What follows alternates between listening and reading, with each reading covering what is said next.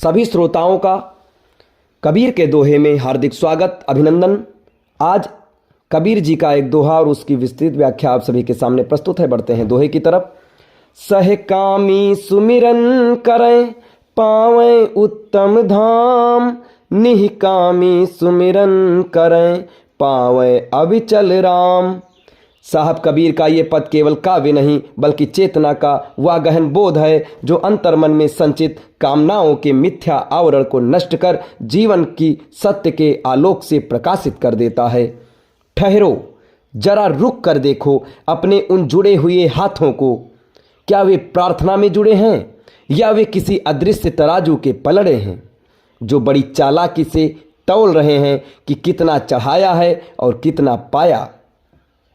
तुम जिसे सुमिरन कहते हो वह अक्सर तुम्हारी कामनाओं का ही प्रतिध्वनि मात्र है। तुम्हारी माला के हर मनके के पीछे एक सूक्ष्म मांग सूची छिपी हुई है। तुम प्रार्थना नहीं करते, तुम एक सौदा करते हो, एक करार। तुम कहते हो, हे ईश्वर यह दे दो वह दे दो, और बदले में तुम चढ़ावा और दान का भी आश्वासन देते हो। ये भक्ति नहीं है, ये शुद्ध भगवान से तुम्हारा व्यापार है। तुम उस विराट सत्ता को क्या समझ बैठे हो? कोई दुकानदार है वो, कोई मुनीम जो तुम्हारी मांग सूची टिक करता जाए। सच तो यह है कि डर और लालच के अलावा तुम्हारे पास तीसरा कोई कारण नहीं है कि तुम ईश्वर को मानो। यदि नरक का भय न हो और स्वर्ग का प्रलोभन हटा लिया न जाए तो तुम्हारी तथाकथित प्रार्थनाएं ताश के पत्तों की तरह ढह जाएंगी। साहब कबीर इसी धार्मिक मनोविज्ञान पर सीधा प्रहार करते हैं।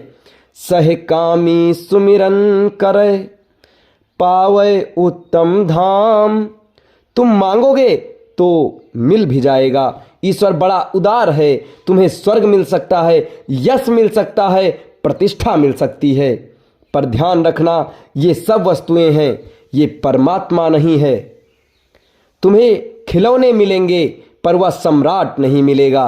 जो तुम्हारा स्वभाव था और जो मांग से मिला है वह छिन भी जाएगा, क्योंकि कामनाओं की नींव पर खड़ा हर महल अस्थायी होता है, एक ना एक दिन ढहने के लिए ही अभिशप्त है।